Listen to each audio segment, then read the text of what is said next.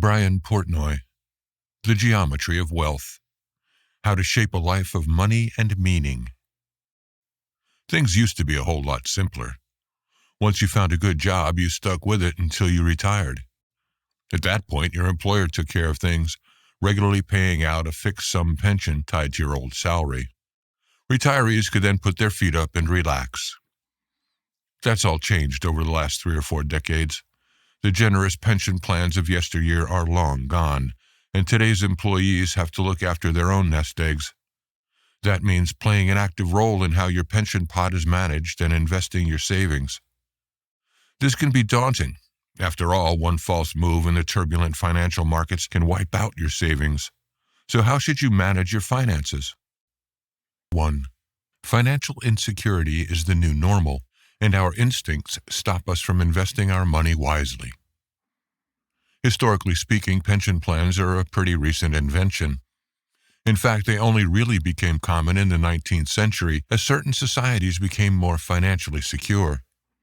Today, however, that era appears to be over. With financial insecurity ever more widespread, pension plans are once again becoming a rarity.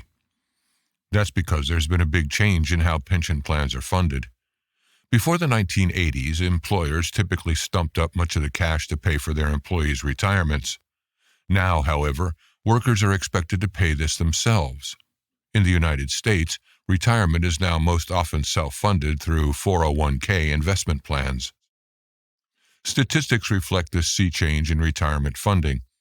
Between 1980 and the present, the number of employees entitled to a full company pension dropped from 62 to just 17%. The number of employees self-funding their retirement through 401k plans, by contrast, rose from 12 to 71%. Unsurprisingly, this has created a great deal of insecurity. Take a 2017 survey by the Employee Benefit Research Institute. It found that less than 1/4, just 18% of all Americans expect a comfortable retirement. But here's the real kicker. Our efforts to self-fund retirement are undermined by our instincts, which lead us to make poor investment decisions. Let's unpack that.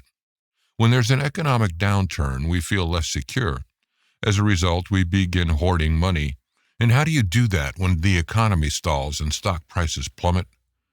Right, you sell the stocks you already own and put off purchasing new stocks. But this doesn't make any sense.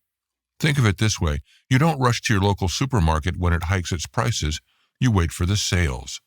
This is exactly the logic we should apply to the financial market. The best time to buy stocks is when prices are low, because of, for example, an economic crash. Put differently, if you weren't buying up cut-price stocks during the 2008 financial crisis, you missed out. That's a mistake to avoid in the future. Investment isn't the only path to greater financial security, though. In the following blinks, we'll be exploring some of the tools you can use to put your finances in order. 2. We can't control every aspect of our financial lives, but we do have a surprising amount of agency. Insecurity might be on the rise, but that doesn't mean we're doomed to monetary misery. Luckily, we all have a powerful tool for solving financial problems: the human brain. Now, the brain isn't all-powerful, and it can't resolve every conundrum or make us all financial moguls, but it does give us some leverage. Let's start by looking at our brain's limitations. In his book, Thinking Fast and Slow, the psychologist and economist Daniel Kahneman argues that our default cognitive setting is fast thinking. This is an automatic reflex triggered by events in the world around us. When you're driving a car and see someone dart into the road, for example, it's fast thinking that makes you instinctively hit the brakes. This is because our brains are constantly scanning our environment for threats. When we encounter danger, our reactions are lightning fast and largely unconscious. That means we can't control our fast brain. It simply makes decisions for us. Sometimes those are financial decisions. If you've ever spent a huge amount of money you don't have, chances are your fast brain was in the driving seat. But fast thinking isn't the only setting on which the human brain operates. According to Kahneman, we also have a slow brain. This is responsible for rational thought and analyzing complex data. It's this setting that allows us to, say, calculate the annual returns on high-yielding savings accounts. So what can our slow brains control? To answer that, we need to look at a study by social scientists Edward Deci and Richard Ryan, published in the Encyclopedia of Social and Behavioral Sciences in 2015. It suggests that around 60% of our ability to make sound decisions and be happy is determined by genes and circumstances. That puts a lot of decisions beyond our control, but it also means that a full 40% of the decisions we make over our lives are conscious choices. If you use your slow brain to make those calls, you'll be well on your way to financial happiness. 3. The best approach to risk management is to minimize your exposure to losses. The 17th century French philosopher Blaise Pascal had an interesting take on two of the biggest questions of his day, God and faith. According to Pascal, the decision to believe or not believe in God is a wager, and this explains why it's better to have faith. If God does exist, you reap huge rewards. If you believe, but it turns out that He doesn't exist, you don't lose anything. Belief, in other words, is simply a lot less risky. So what does this have to do with money? Quite a lot, actually. Minimizing risk isn't just a sound strategy when it comes to belief, it's also a great way of approaching financial decisions. Sound money management is all about striking the right balance between risk and reward. The more you risk, the more you stand to gain. But risking everything also means you might just lose everything. You can see how this works by looking at startups. When you win in this industry, you win big. Just think of Google or Facebook. But as the CEO of TrayPoint, Bill Carmody, pointed out in a 2015 article, 96% of all startups launched in the U.S. over the previous decade had gone bust. Betting everything on red clearly isn't a sustainable option, but you also can't grow financially without taking some risks. So how should you approach risk-taking? Simple. Minimize your exposure to losses. Take the insurance industry. When you buy a house, you're taking on financial risk. Houses are expensive, after all, and they can, and sometimes do, burn down. To avoid losing everything, you take out insurance on your house, thereby diminishing the risk of financial ruin in case the worst happens. The same principle can be applied to investment. Look at the world's most successful investors like Warren Buffett and Charlie Munger, and you'll find they all have one thing in common. They're obsessed with avoiding damage and limiting risks. Their great strength is that they wait until the odds are stacked in their favor before striking. By focusing on risk prevention, they make bets that simply can't lose. 4. Start planning your finances by determining your net worth and setting financial goals. Now that we've explored general approaches to managing your finances, it's time to look at the specifics. Let's start with something very few of us ever get around to doing, working out our own net worth. This is extraordinarily effective. Even better, it's easy to do. First off, you'll want to calculate the sum of all your assets, your house, car, retirement fund, savings, the value of individual items in your home, and so on. Put this in one column. Next, tally up your debts in a second column. This will contain everything from your mortgage to credit card debts, college loans, and car loans. The difference between the total of these two columns is your net worth. Calculate this every year to get a sense of how you're doing over time. So why is this such an important exercise? Well, once you've gained an accurate overview of your current financial health, you can start thinking about your financial goals. Knowing what you're aiming for is the alpha and omega of money management. Obviously, you can't always predict what your needs will be in the future, but you can make some pretty decent estimates based on your current wants and needs. Say you already know that you want to be able to put a $50,000 down payment on a $250,000 house in about 5 years. Or you've worked out how much annual income you'll need to live comfortably when you retire. Once you're clear about these goals, you can create a financial plan to reach them. Check this every year, and you'll be able to assess whether you're on track or need to put a little more aside each month. 5. Gratitude is good both for your wallet and your psyche. Financial health isn't just about balancing budgets and picking the right investments. In fact, it's just as important to consider less tangible things, like practicing gratitude, for example. Sounds strange? Actually, it makes a whole lot of sense. The truly wealthy have more than material riches. They're also happy. Why? Well, as psychologist and world-leading gratitude expert Robert Emmons notes, thankfulness is a key component of happiness. Put simply, expressing gratitude makes you feel good. And that's something you can learn. Emmons recommends 2 gratitude-boosting techniques. First off, take stock of everything you already have. The problem here is that we often want to compare ourselves to others. Resist that temptation and simply reflect on your own progress, and you'll feel much more grateful for your lot in life. Secondly, it's vital to recognize that where you are today isn't down solely to your talent and hard work. Luck and the help of others also played their part. According to psychologist Kristen Leus, humility is a foundation for gratitude. That means learning to thank others, whether in words or thoughts, is an important catalyst for feelings of happiness and contentment. Gratitude does more than change your attitude, though. It also changes your spending habits. When you're constantly looking over your neighbor's fence and enviously worrying about his new car, you're likely to end up in a spending competition and splurge on unnecessary luxuries of your own. That isn't financially sound, and it won't make you happy either. And that's where gratitude comes in. If you're grateful for the food on your plate, you don't need a gourmet meal. Similarly, if you're thankful for the friends you already have, you don't need to impress new friends by buying the latest gadgets or following fashion trends. It really is that simple. Gratitude is good for your soul and your wallet. 6. Simple beats complex every time when it comes to financial decisions. Before we talk more about money, let's take a moment to rewind back to the 1840s.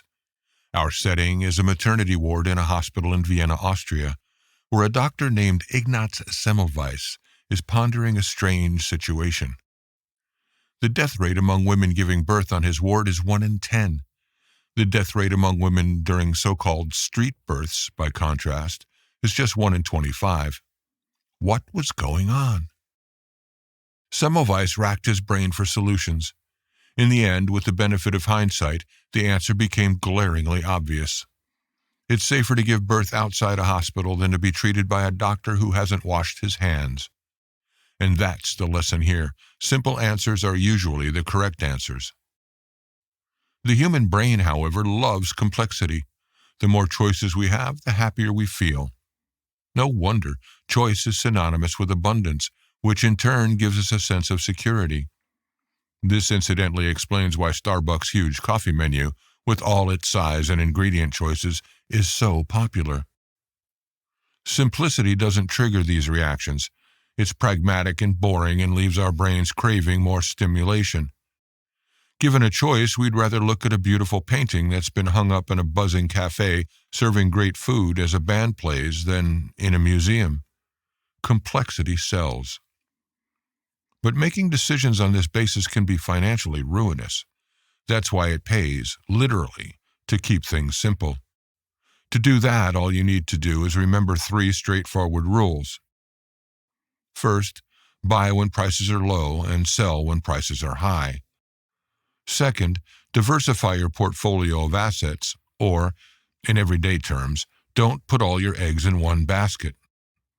Third, stick to your guns and don't jump from one investment opportunity to the next. This rule isn't as self-explanatory as the other 2, so let's unpack it a little. In most cases, when you invest, you'll either be lending your money to a company or buying stocks or shares in a company. If you're playing the long game, your best bet is to invest in stocks, which offer the highest return on investment stretching over several decades.